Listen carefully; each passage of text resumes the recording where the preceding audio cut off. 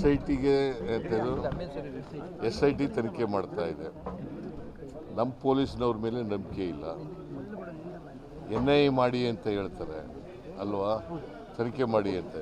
ಇದು ತನಿಖೆ ನಡೀತಾ ಇರೋದು ಯಾವುದು? ಅವ್ರು ಕೇಳ್ತಾ ಇರೋದು ಯಾವುದು? ತನಿಖೆ ಮಾಡೋರು ಪೊಲೀಸ್ನವರೇ ಅಲ್ವಾ? ನಮ್ಮ ಪೊಲೀಸ್ನವ್ರ ಮೇಲೆ ನಂಬಿಕೆ ಇಲ್ಲ ಇವ್ರಿಗೆ. ನಂಬರ್ 1. ನಂಬರ್ 2, ಬಿಗಿನಿಂಗ್ನಲ್ಲಿ ಇವರು ತನಿಖೆ ಮಾಡಿ ಅಂತ ಹೇಳಿದ್ರ? ಸ್ವಲ್ಪ ದಿನದವರೆಗೆ ತನಿಖೆ ಮಾಡಿ ಅಂತ ಹೇಳಲೇ ಇಲ್ಲ. ಆಮೇಲೆ ಡೆಡ್ ಬಾಡಿ ಸಿಕ್ಕದೆ ಹೋದ್ಮೇಲೆ ಶುರು ಮಾಡಿದ್ರು ತನಿಖೆ ಮಾಡಿ ಅಂತ. ಅಲ್ಲಿವರೆಗೂ ತನಿಖೆ ಮಾಡಲಿಲ್ಲ. ಈಗ ವೀರೇಂದ್ರ ಹೆಗ್ಗಡೆಯವರು ಏನಂತ ಹೇಳಿದ್ದಾರೆ? ಸ್ವಾಗತ ಮಾಡಿದ್ದಾರೆ. ಮತ್ತು ಇವರು ಏನು ಮಾಡೋದು? ಯಾರ ಮೇಲೆ ದೂರಿದೆ ಅವರೇ ಸ್ವಾಗತ ಮಾಡಿದ್ದಾರೆ. ಸತ್ಯ ಹೊರಗಡೆ ಬರಬೇಕು, ಸತ್ಯ ಗೊತ್ತಾಗಬೇಕು ಜನಗಳಿಗೆ. ಇವರು ನಮ್ಮ ಮೇಲೆ ಇದ್ದಂಥ ಅನುಮಾನದ ತೂಗುಗತಿ ಪರಿಹಾರ ಆಗಬೇಕು ಅಂತ ಹೇಳಿದ್ದಾರೆ ಅವರೇ. ನಾವು ತನಿಖೆ ಮಾಡಿಸ್ತಾ ಇದ್ದೀವಿ. ಇದು ನಾವು ಯಾರು ಇಂಟರ್ಫಿಯರ್ ಆಯ್ತಾ ಇಲ್ಲ. ತನಿಖೆ ಅದು ಸ್ವತಂತ್ರವಾಗಿ ಮಾಡ್ತಾ ಇದ್ದಾರೆ. ಸತ್ಯ ಹೊರಗಡೆ ಬರಲಿ, ಗೊತ್ತಾಗಲಿ. ಅವರಿಗೆ ಹೊರ ರಾಜ್ಯ ಮತ್ತು ಹೊರ ದೇಶದಿಂದ ದುಡ್ಡು ಬಂದಿದೆ ಈ ಪ್ರಕರಣಕ್ಕೆ, ಹಂಗಾಗಿ NIA ಆಗಬೇಕು. ಇವ್ರಿಗೆ ದುಡ್ಡು ಬಂದಿದೆ. BJP ಅವ್ರಿಗೆ ಇಷ್ಟೆಲ್ಲ ಮಾಡಬೇಕಾದ್ರೆ ಎಲ್ಲಿಂದ ಬರ್ತದೆ ದುಡ್ಡು ಇವ್ರಿಗೆ?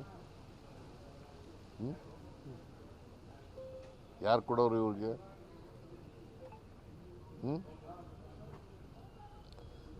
ರಾಜಕೀಯವಾಗಿ ಎಲ್ಲ ವಿಚಾರಗಳನ್ನೂ ರಾಜಕೀಯವಾಗಿ ಬಳಸಕ್ಕೆ ಹೋಗಬಾರ್ದು. ರಾಜಕೀಯ ಮಾಡಲಿ, ವಿರೋಧ ಪಕ್ಷದವರು ಟೀಕೆ ಮಾಡಲಿ ಸರ್ಕಾರದ ಮೇಲೆ, ಬಟ್ ಎಲ್ಲನೂ ರಾಜಕೀಯಗೊಳಿಸಬಾರ್ದು. ಇವರು ರಾಜಕೀಯಕ್ಕೋಸ್ಕರ ಮಾಡ್ತಾ ಇದ್ದಾರೆ. ಇದರಲ್ಲಿ ಸತ್ಯ ಏನಿಲ್ಲ, ಅಸತ್ಯ ಇರ್ತಕ್ಕಂಥದ್ದು. ಸರ್, ಈಗ ಸೌಜನ್ಯ ಕೇಸರಿ ಮತ್ತೆ ರಿಓಪನ್ ಆಗುತ್ತೆ ಸರ್ ಅಂತ, ಯಾಕೆಂದ್ರೆ ಒಂದು ಮಹಿಳೆ ಆ ಸೌಜನ್ಯ ಕಿಡ್ನಾಪ್ ಮಾಡಿ ನಾಳೆ ಅಂತೇಳಿ ಬಂದಿದ್ದಾರೆ. CBI ಯಾರ ಅಧೀನದಲ್ಲಿರೋದು? ಸೆಂಟ್ರಲ್. ಅವರು ತನಿಖೆ ಮಾಡಿ ವರದಿ ಕೊಟ್ಟಿದ್ದಾರೆ. ಈಗ ಸುಪ್ರೀಂ ಕೋರ್ಟ್ಗೆ ಹೋಗಿ ಅಂತ ಹೇಳ್ತಾ ಇರೋರು ಯಾರು? ಇವರೇ. ಅದರಿಂದ ಏನಂತ ಹೇಳೋದು? ಸೌಜನ್ಯ ಕೇಸು ಯಾರ ಮೇಲೆ ಆರೋಪ ಮಾಡ್ತಾ ಇರೋದು? ಇವರು ಯಾರ ಪರ? ಒಂದು ಕಡೆ ವೀರೇಂದ್ರ ಹೆಗ್ಗಡೆಯವ್ರ ಪರ ಅಂತ ಹೇಳ್ತಾರೆ, ಇನ್ನೊಂದು ಕಡೆ ಸೌಜನ್ಯ ಪರ ಅಂತ ಹೇಳ್ತಾರೆ. ಯಾರ ಪರ ಇರೋದು ಇವರು?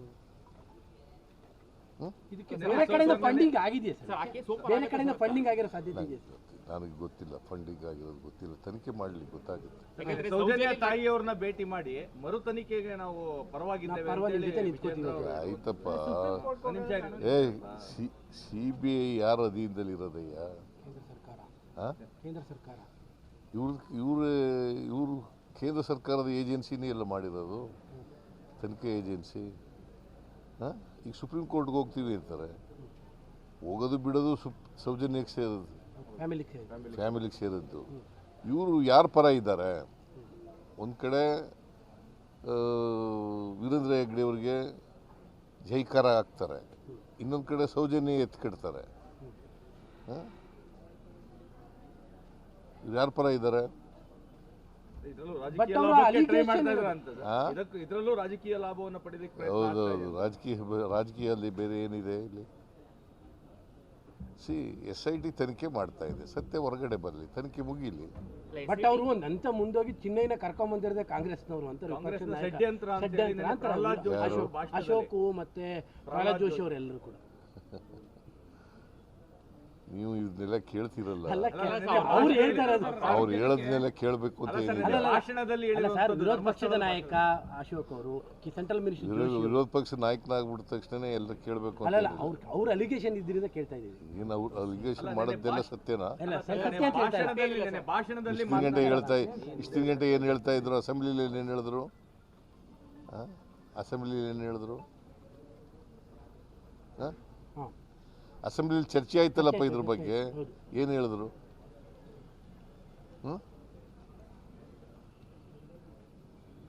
ಅಶೋಕನೇ ಚರ್ಚೆ ಮಾಡಿದ್ನಲ್ಲಪ್ಪ, ಯಾದವನು ಸುನೀಲ್ ಚರ್ಚೆ ಮಾಡಿದ್ರಲ್ಲ, ಏನು ಹೇಳಿದ್ರು ಆಗ? ದಿನಕ್ಕೊಂದೊಂದು ಹೇಳಕ್ಕೆ ಹೋಗ್ಬಾರ್ದು. ಇವಕ್ಕೆ ಸತ್ಯ ಇಲ್ವಲ್ಲ ಇದರಲ್ಲಿ. ಅಸತ್ಯದ ಮೇಲೆ ಚರ್ಚೆ ಮಾಡೋದು, ಯಾವಾಗಲೂ ಅಸತ್ಯದ ಮೇಲೆ ಚರ್ಚೆ ಮಾಡಿದ್ರೆ ಹೀಗೆ ಆಗೋದು. ಸೌಜನ್ಯ ಕೇಸಲ್ಲಿ ಸರ್ ನಾನು ಕಿಡ್ನಾಪ್ ಮಾಡಿದ ನೋಡಿದ್ದೀನಿ ಅಂತೇಳಿ ಮಹಿಳೆ ದೂರು ಕೊಟ್ಟಿದ್ದಾರೆ SITಗೆ. ಆ ಕೇಸು ತನಿಖೆ ಮಾಡಿಸಿದ್ರೆ ಹೇಗೆ ಸರ್ ಅಂತ? ಯಾರು? ಸೌಜನ್ಯ ಇನ್ನೊಂದು ಲೇಡಿ ಅಪಹರಣ ಮಾಡಿದ ನೋಡಿದ್ದೀನಿ ಅಂತೇಳಿ 12 ವರ್ಷದಲ್ಲಿ 2 ಗಂಟೆನ ಕಣ್ಣಾರೆ ನೋಡಿದ್ದೀನಿ ಅಂತೇಳಿ ಇವತ್ತು ನೆನ್ನೆ ಕಂಪ್ಲೇಂಟ್ ಕೊಟ್ಟಿದ್ದಾರೆ ಸರ್ SITಗೆ. ಆಯ್ತಪ್ಪ, ಕೋರ್ಟ್ನಲ್ಲಿ ಹೇಳ್ಬೇಕಾಗಿತ್ತಲ್ಲ. CBI ಮುಂದೆ ಯಾಕೆ ಹೇಳಲಿಲ್ಲ? CBI ಮುಂದೆ ಹೇಳ್ಬೇಕಾಗಿತ್ತಲ್ಲ ಏನಪ್ಪ. CBI ತನಿಖೆ ನಡೀತಲ್ವಾ, ಆಗ ಹೇಳ್ಬೇಕಾಗಿತ್ತಲ್ವಾ.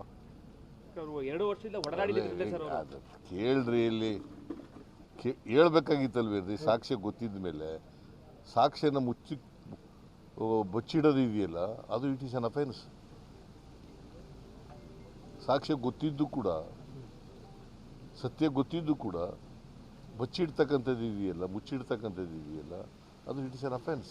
2 ವರ್ಷ ಆಕೆ ಒಡನಾಡಿ ಸಂಸ್ಥೆಯಲ್ಲಿ ಇದ್ರು ಅಂತ ಹೇಳಿ ಆಕೆ ಹೇಳಿದ್ದಾರೆ ಸರ್. ಯಾವ ಸಂಸ್ಥೆಲ್ಲಾದ್ರೂ ಇರಲಪ್ಪ, ನಿನಗೆ ಹಿಂಗೆ ಗೊತ್ತಿದೆ, ಸಾಕ್ಷ್ಯ ಗೊತ್ತಿದೆ, ನೋಡಿದ್ದೀನಿ ನೀನು ಅಂತ ಹೇಳ್ತೀಯ. ನೀನು ನೋಡಿದ್ದ ಮೇಲೆ ಹೇಳ್ಬೇಕಾಗಿತ್ತಲ್ಲ CBI ಮುಂದೆ ಹೋಗಿ.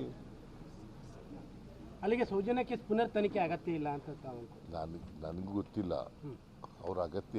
ನಾನು ನೋಡಿಲ್ಲ, ಜಡ್ಜ್ಮೆಂಟ್ ಓದಿಲ್ಲ. ಅವರು ಅಗತ್ಯ ಇದ್ದರೆ ಹೋಗಲಿ ಕೋರ್ಟ್ಗೆ. ನಾನು ನೋಡಿಲ್ಲ. It is for the Soujanya mother to take a decision.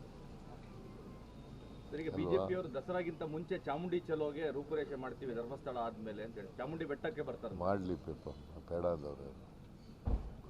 ಈಗ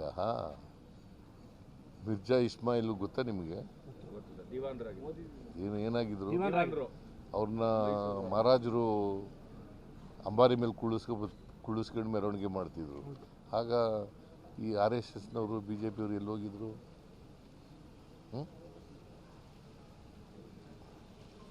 ಆಯ್ತಾ? ಈಗ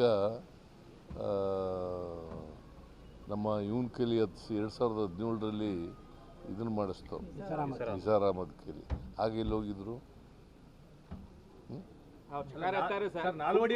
ಮಾತಾಡಿದ್ರು ಸರ್. ಅವ್ರದ್ದು ಅಲಿಗೇಷನ್ ಇರೋದು ಕನ್ನಡಾಂಬೆಯ ಕುಂಕುಮದ ಬಗ್ಗೆ ಅವ್ರ ತಕರಾರು ಇರೋದು. ಕುಂಕುಮ ಅದು ಒಂದು ಬೇರೆ ಇಶ್ಯೂ. ಕುಂಕುಮ ಇದು ಮಾತಾಡಿದ್ರು ಇಲ್ಲೋ ಗೊತ್ತಿಲ್ಲ ನನಗೆ. ಮಾತಾಡಿದ್ರು ಇಲ್ಲೋ ಗೊತ್ತಿಲ್ಲ. ಶಿ ಈಸ್ ಎ ರೈಟರ್ ಇನ್ ಕನ್ನಡ. ಕನ್ನಡದ ಬಗ್ಗೆ ಅಭಿಮಾನ ಇಲ್ಲದವ್ರು ಕನ್ನಡ ಬರೆಯೋಕ್ಕಾಗತ್ತಾ? ಆಸಕ್ತಿ ಇಲ್ಲದವ್ರು ಬರೆಯೋಕ್ಕಾಗತ್ತಾ? ಪ್ರೀತಿ ಇಲ್ಲದವ್ರು ಬರೆಯೋಕ್ಕಾಗತ್ತಾ? ಹೇಳಿ ನೀವೇ. ಅವ್ರು ಬರೆದಿರ್ತಕ್ಕಂಥ ಪುಸ್ತಕಕ್ಕೆ ಬ್ರೂಕರ್ ಪ್ರಶಸ್ತಿ ಬಂದಿದೆ.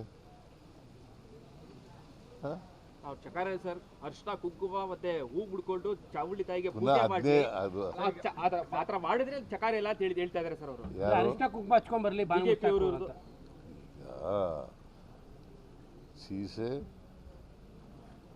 ಮುಸ್ಲಿಂ ಧರ್ಮದವರು ಲೇಡಿ, ಅವಳು ಕನ್ನಡದಲ್ಲಿ ಬರೆದಿದ್ದಾರೆ. ಕುಂಕುಮ ಹಾಕೊಳ್ಳೋದು ಧರ್ಮದಲ್ಲಿ ಇದೆಯಾ?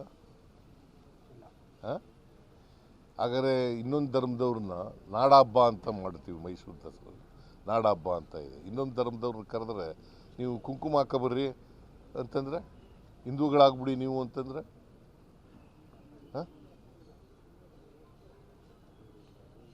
ಗೋಮಾಂಸ ತಿಂತಾರೆ ಅಂತ ಸರ್ ಗೋಮಾಂಸ ತಿನ್ಕೊಂಡ್ ಬರ್ತಾರೆ ಅವರು ಅಂತ. ಯಾರು ನೀನು ನೋಡಿದ್ಯಾ? ಅವ್ರು ಹೇಳ್ತಾರಪ್ಪ, ನೀ ನೋಡಿದ್ದೇನೆಯಾ? ಮತ್ತೆ ನಡಿ. ಮುಸ್ಲಿಂ ಧರ್ಮದವ್ರು ಫತ್ವಾ ಹೊರಡಿಸಿದ್ದಾರೆ ಅಂತೇಳಿ ಸರ್, ಅವ್ರಿಗೆ ಸುಳ್ಳು ಹೇಳಿದಾರಲ್ಲ, ಮುಸ್ಲಿಂ ಗುರುಗಳು ಹೇಳಿದಾರಲ್ಲ, ಫತ್ವಾ ಏನು ಹೊರಡಿಸಿಲ್ಲ ನಾವು.